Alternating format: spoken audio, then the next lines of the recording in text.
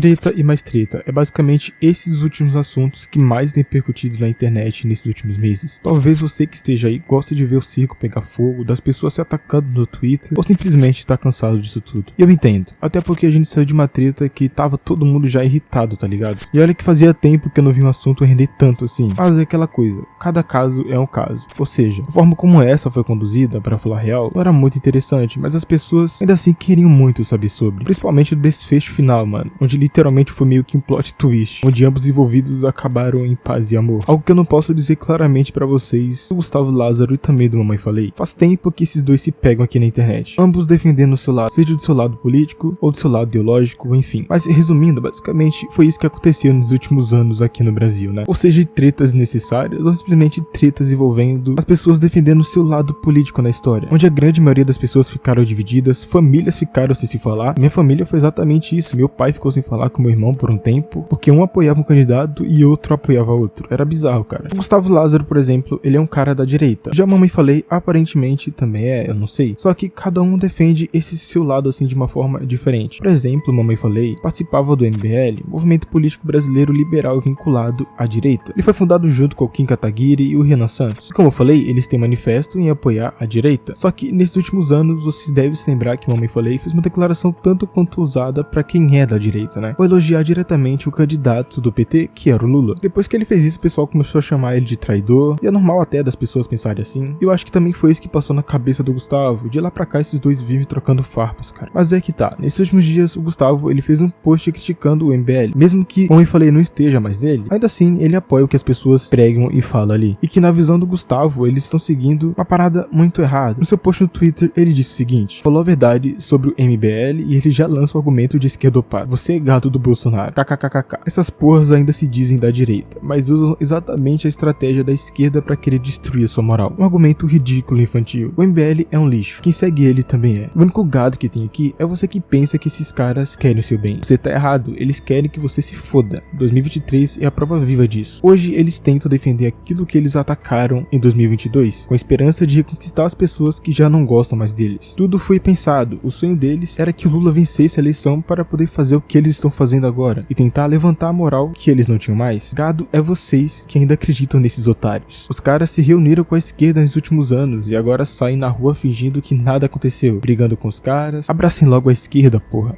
É isso que vocês são. Claro que essas palavras do Gustavo iriam atingir um grande número de pessoas, e foi isso que aconteceu de ambos os lados, tanto o pessoal da esquerda ou da direita. Talvez gerou meio que um mini cancelamento dentro da sua própria bolha. Mamãe Falei, claro que ele não ia deixar passar isso, até porque eles não trocam assim ideias muito compatíveis. Ele fez um vídeo argumentando contra, deu alguns exemplos e falou várias coisas que de certa forma meio que literalmente chama Gustavo Lázaro de burro, tipo, literalmente mesmo. Mas teve algo que chamou muito a atenção assim em uma de suas falas. Eu vou falar pra vocês aqui com sinceridade, eu não acompanho muito política e eu nunca acompanhei, só que algumas coisas que Mamãe Falei me deu até vontade de pesquisar pra saber sobre, pra ver se era a borbinha dele ali ou se ele tava inventando essas coisas, ou simplesmente, sei lá, mano, foi realmente real. E pelo que eu vi, não é que foi mesmo, porque na minha mente eu pensei isso aqui, cara, não é possível que o Bolsonaro fez isso, cara, sério. Nos exemplos que ele dá foi a questão de deixar o Lula elegível, ou não. Ele tinha lá, sei lá, 5 ministros, 2 votaram a favor e 2 contra, ou seja, faltava apenas um ministro ali pra desempatar, né, e se ia concordar com o Lula elegível ou não. Só que essa quinta pessoa já estava perto de se aposentar e foi isso que aconteceu. Então, na época, o presidente Bolsonaro iria escolher um outro ministro pra fazer essa votação. Eu acho que na cabeça de todo mundo ali, ele iria escolher algum ministro que não fosse deixar o Lula elegível. E o cara simplesmente escolheu um ministro que aparentemente tinha uma certa simpatia com o PT. Rapaziada, eu que não entendo muita coisa de política, eu não tanquei isso, cara. Bolsonaro vai lá e escolhe o ministro que deixou o Lula elegível. O cara simplesmente escolheu o ministro que fez com que o seu concorrente direto à eleição ganhasse. Porque se realmente Bolsonaro fez dessa forma, pelo amor de Deus, que burrice foi essa, cara? Você fez com que seu concorrente direto e o mais forte conseguisse disputar a eleição novamente. E olha que surpresa, essa pessoa acabou ganhando de você na última eleição. Enfim, só queria falar desse ponto aí, eu achei muito bizarro. E esse foi um dos exemplos que ele deu, ele também deu vários outros ali. E é justamente por isso que eles não estão mais apoiando o Bolsonaro. Mas dessa vez eu vou literalmente desenhar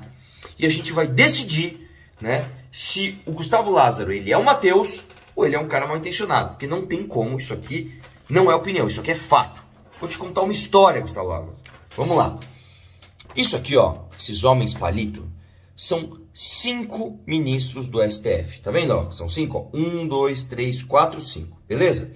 Só que é uma turma do STF que ia decidir, em 2022, se o Lula ele ia ser elegível ou não elegível. Ou seja, o inelegível, né? Se ele poderia disputar a eleição e virar presidente ou não. Como estava o placar?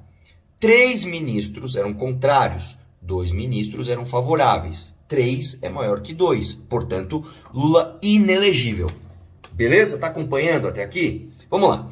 Este cara aqui, ó, este ministro do meio, ele chegou na idade de se aposentar e ele foi embora. Portanto, a turma ficou dessa forma aqui, ó.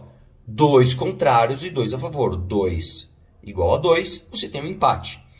O Bolsonaro, o mito, ele tinha que indicar o cara que ia completar essa vaga aqui, ó. O que você espera dele? Que o Lula seja inelegível ou elegível? Inelegível, certo? Quem que ele coloca para ocupar essa vaga aqui?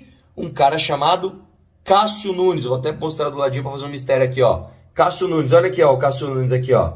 Que era um cara declaradamente, olha lá, a favor do Lula elegível. Como é que então ficou o placar? Vamos ver? 1, 2 contrários, 1, 2, 3 a favor. O Lula se tornou elegível. Portanto, isso aqui é um fato, isso aqui não é uma opinião. O Lula, literalmente, só se tornou presidente da República por causa de uma ação direta do Bolsonaro. Beleza? Isto posto, o grupo MBL foi quem apontou o dedo e falou, isso aqui está errado. Então vamos lá. O Bolsonaro fez isso daqui, ó. Isso aqui é fato. O MBL apontou e falou, isso está errado. Agora as questões também do Flávio Bolsonaro ali, que pelo amor de Deus, né, mano? Eles falaram ali que ele meteu o louco numa votação, e aí quando os caras foram questionar ele simplesmente disse que errou na hora de apontar. Isso 2 vezes, cara. Tanto na primeira votação como na segunda. O cara simplesmente apertou o botão errado, gente. Como que pode isso? O Flávio Bolsonaro, que melou a lava-toga, mas aí talvez fique um pouco complexo pra você. Lava-toga, tá. Vamos lá. O Flávio Bolsonaro foi votar a matéria de aumento do fundo eleitoral. Aí ele votou a favor, ele votou para aumentar. Sabe o que ele falou? Foi sem querer. Eu apertei o botão errado. Putz, chegou lá na hora, apertei o botão errado. O MBL apontou e falou, eu não acredito nisso, isso é uma mentira. Aí teve o segundo turno da votação. Ele foi lá e apertou o botão errado de novo. Ele apertou o botão errado de novo. O MBL apontou o dedo e falou, isso está errado. Quem é de esquerda aqui, Gustavo Lázaro? Quem é de esquerda aqui, cara?